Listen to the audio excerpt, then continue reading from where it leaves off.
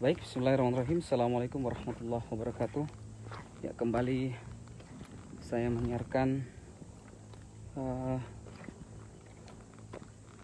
informasi terkini terkait dengan pencarian. Bagikan ke grup ya. Ayo, saya mau bagikan ke grup dulu. Baik, teman-teman, ini upaya terakhir untuk titik yang kita curigai, ya. Ini luasnya tambak yang sudah kita telusuri, hasilnya masih kurang maksimal. Kita coba persempit kembali karena informasi yang kita dapatkan dari pihak kepolisian bahwasannya diduga sebagaimana data yang diperoleh, bahwasannya terakhir kali beliau terdeteksi menggunakan HP itu adalah di tempat ini, ya. Kemudian 13 menit setelah beliau terdeteksi HP-nya masih hidup, ya. 13 menit kemudian motor beliau ditemukan di Tanjung, tempat kejadian, di mana motornya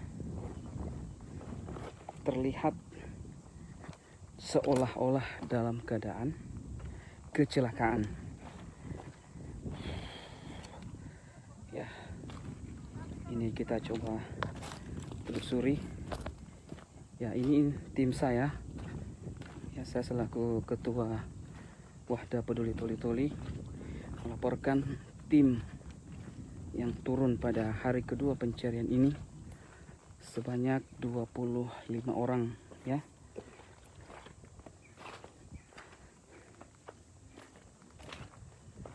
Sebenarnya ini yang kita butuhkan adalah bantuan dari anjing pelacak.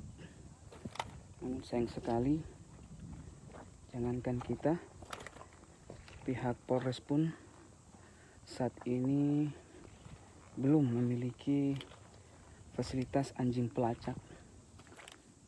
Dari situ, Ustaz, itu kita punya mata elang.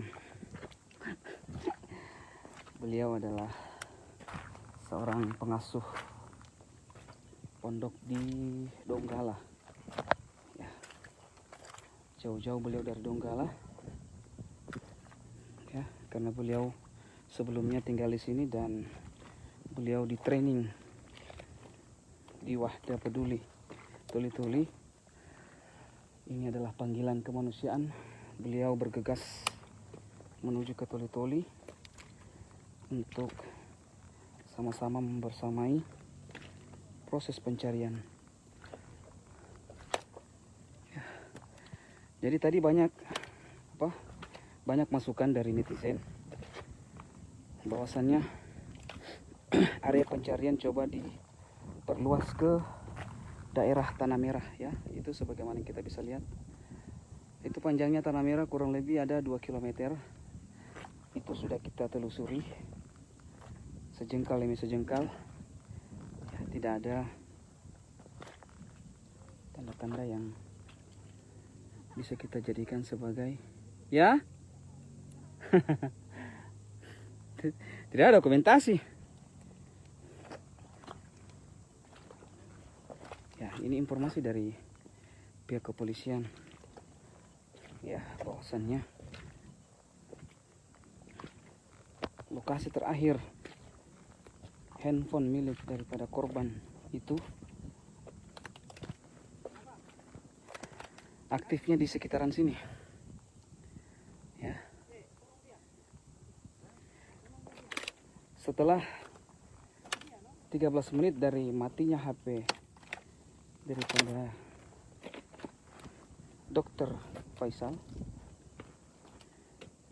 itu kemudian ditemukan motornya tepat di Tanjung dalam keadaan hidup, tapi posisi motor kepalanya sudah masuk ke jurang ya. Kepala motornya masuk ke jurang, namun motornya tidak sampai jatuh ke jurang. Kondisi yang rusak hanya kaca spion. Kemudian jejak lainnya tidak ada. Kemudian goresan-goresan di tengah jalan ataupun rumput sekitaran, sebagaimana biasanya sebuah kecelakaan terjadi ya. Normalnya kalau ada kecelakaan seperti itu ya, minimal ada goresan di jalan atau di aspal ya. Kemudian ada pecahan-pecahan, mungkin itu kapnya atau apapun itu, atau mungkin rumput di sekitaran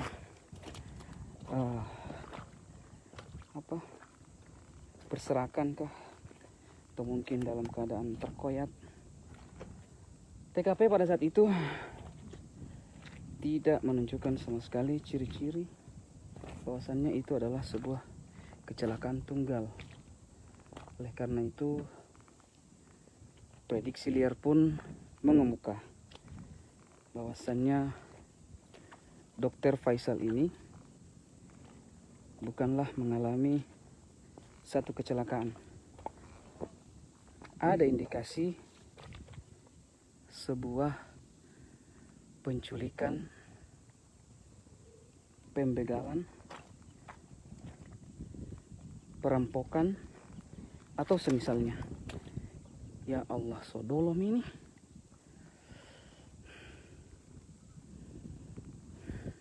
Ya. Kemudian hal-hal lain yang patut untuk kita curigai adalah kedatangan beliau ya, ke Desa Lingadan adalah untuk menyebarkan ataupun membagikan bantuan berupa uang tunai yang jumlahnya cukup besar. Kemudian uang tersebut, dana tersebut disimpan di dalam sebuah tas yang cukup besar, sedanglah ya, bisa kita sebut itu dengan ransel, yang kemudian dalamnya ada dompet, amplop uang yang berisi uang, dan uang tunai ya. Sementara benda-benda yang ditemukan di TKP, yang pertama itu adalah motor itu sendiri dalam keadaan hidup, masih hidup ya, kontaknya juga masih ada. Yang kedua, jaket ya, jaket beserta dengan tas kecil. Sendal juga sempat ditemukan dengan helm ya. Lokasi antara helm, jaket, sendal, tas, dan motor itu berjauhan, dan kondisi jaket, helm,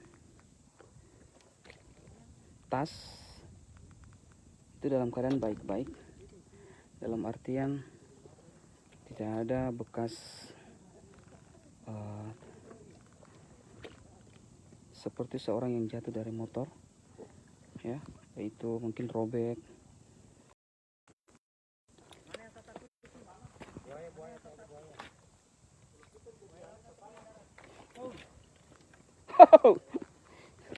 Tanam Ustaz. Ya, kita lanjutkan kembali ya. kita lanjutkan kembali. Sebelumnya tolong di share agar teman-teman lain juga yang mungkin dapat infonya atau ada info tambahan dari mereka bisa kemudian mereka bagikan. Ya. Jadi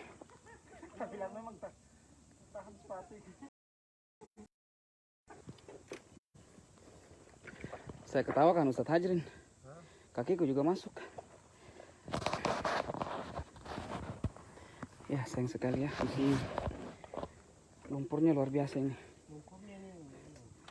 Ya jadi ada kemungkinan ini kalau memang diduga di sini adalah TKP-nya, maka kemungkinan dia di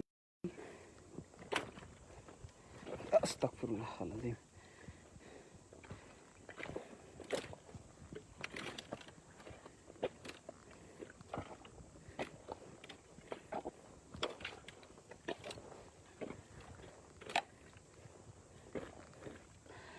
Coba kita cari jejaknya. Sana apa itu?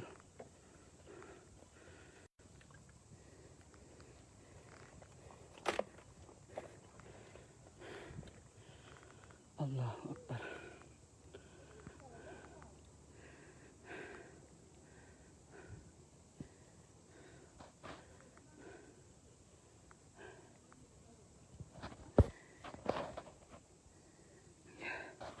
Ya mungkin ada yang mau ditanyakan, silakan ya. Kita sudah dari dalam sana, masih ada tim di dalam. Saya coba telusuri yang di luar, dan ini cukup dalam ini. Jadi ada kemungkinan kalau memang lokasi terakhir HP-nya aktif adalah di bagian sini, sekitaran sini. Ya ada kemungkinan karena di sini rawa dan lumpurnya cukup dalam. Allahu Akbar.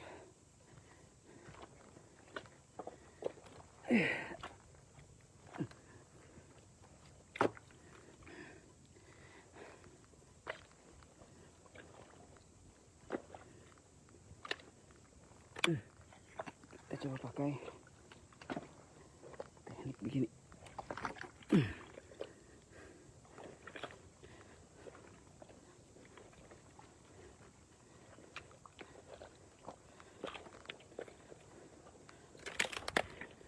Ya, ini lokasi terakhir pencariannya, teman-teman.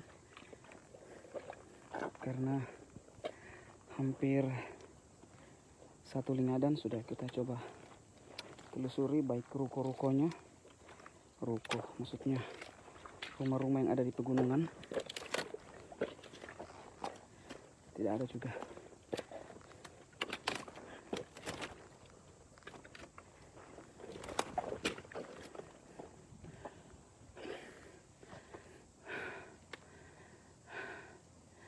Allahu Akbar. Ini apa ini? Darah atau apa ini? Bukan ya, saya kira darah. Jadi kembali kami ceritakan kronologisnya ya. Yang pertama adalah pertanyaan kenapa Dr. Faisal pergi menggunakan motor ya. Sudah sempat kami jelaskan di awal video kami yang pertama, bahwasannya alasannya adalah yang pertama efisien waktu. Apa itu, ular kah? Efisien waktu. Yang kedua, agar beliau tidak dikenali orang, sehingga beliau fokus hanya dalam membagikan sedekah. Kalau beliau menggunakan mobil, ya prosesnya akan lambat karena ditahu itu adalah beliau ya. Tapi kalau menggunakan motor, yang pertama efisien waktu, kemudian tidak ribet, sehingga beliau lebih memilih untuk menggunakan motor. Ya, itu alasan kenapa beliau menggunakan motor. Sementara kenapa malam hari? Ya, program beliau ini sudah berjalan ya cukup lama, sehingga beliau mungkin menyimpulkan bahwasannya aman walaupun berkendara sendirian di malam hari melewati antara Desa Kapas dan Lingadan, ya. Itu dia untuk alasan kenapa beliau menggunakan motor. Dan informasi ini saya dapat dari mana? Ya, informasi ini beliau sendiri yang sampaikan, ya, lewat saudara kami, ya, rekan kami di tim Wahdah, karena beliau juga adalah orang terdekat beliau. Namanya Emil Haji Rustam, pemilik kedai Tepoci CPS, ya, pemain main bulu tangkis. Kata beliau, sempat Emil sampaikan bahwasanya kenapa pakai motor, dok, bilang enak saja, lebih cepat, kemudian sudah dikenal. Sempat juga kami dari Wahdah Peduli menawarkan ke beliau agar selama proses beliau membagikan bantuan kita dampingi, ya. Saat itu kami juga sedang duduk bersama dengan Bapak polisi, saya lupa namanya. Kami menawarkan, tapi beliau sendiri yang menolak. Katanya tidak usah, nanti lain kali. Alasan beliau alasan beliau menuju ke Kapas, tentu saja yang pertama adalah untuk membagikan amplop bantuan, ya. Pertama beliau singgah terlebih dahulu di Desa Kapas, membagikan kurang lebih 10 amplop di sana dengan uang tunai sebesar, kok mau lihat mana ini, 3 juta rupiah. Uang tunainya diberikan ke panitia masjid, sementara amplopnya dibagi-bagikan ke pegawai syara, ya, imam masjid dan lain-lain. Tatanan baik kaki. Ya, setelah dari Desa Kapas kurang lebih ada 10 amplop yang sudah dibagikan. Beliau kemudian bergegas kembali menuju ke Desa Lingadan. Sampai Desa Lingadan, kurang lebih di sana sekitar 35 amplop bantuan, ya, mana setiap amplopnya itu berisi uang tunai sebesar 500.000 rupiah. Setelah dibagikan kurang lebih 35 amplop, beliau kemudian bergegas kembali pulang, untuk menuju pulang, dan direncanakan, ya, ini penuturan dari Kepala Desa Lingadan bahwasannya Dr. Faisal ini akan singgah kembali di Desa Kapas, kemungkinan mau menghabiskan, ya, amplop yang beliau bawa. Untuk jumlah nominal uang tunai yang dibawa Dr. Faisal pada saat itu kurang lebih ada sekitar 50 jutaan, ya, sudah dengan amplopnya. Pada saat itu beliau menggunakan jaket, tas kecil, dan tas besar, ya, sejenis ransel tapi sedang, untuk mengisi donasi bantuan amplop-amplopnya. Namun yang ditemukan di TKP pada saat itu hanya ada tas kecil, kemudian identitas kartu-kartu pengenal, kemudian jaket, sendal, ya, dan helm. Tas yang berisi uang tersebut itu tidak ada di TKP. Ya, kemudian kronologis pada saat beliau ditemukan, ya, tak tanam kakiku sampai lutut teh. Jadi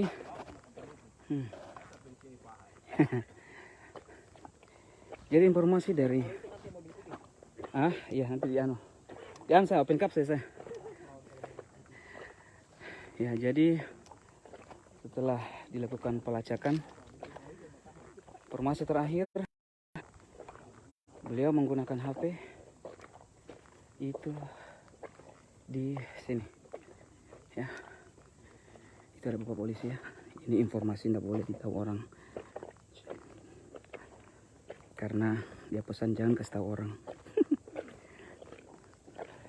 Cuma karena agar kita mendapatkan informasi lebih lanjut, mungkin ada netizen yang bertepatan, cocok apa yang dia. Ya, kita lanjutkan kembali, ya.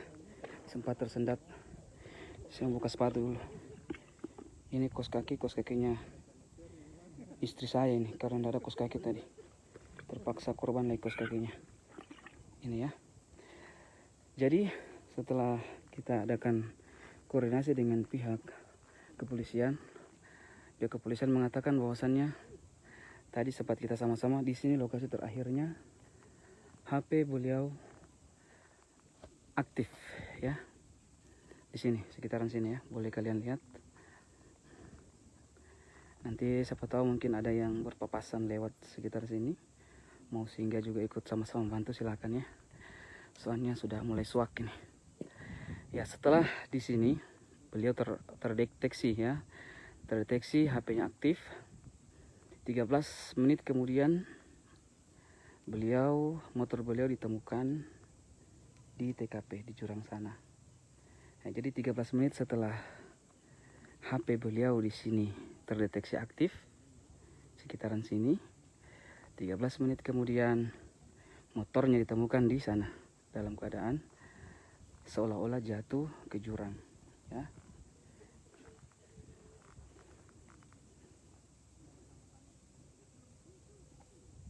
Ya, mungkin itu saja yang bisa saya sampaikan. Takutnya saya salah bicara lagi, ada informasi-informasi yang seharusnya saya tidak sampaikan, ya. Namun karena saya ada keibaan, bukan keibuan, ya, keibaan, bisa jadi informasi yang seharusnya ditahan terlepas.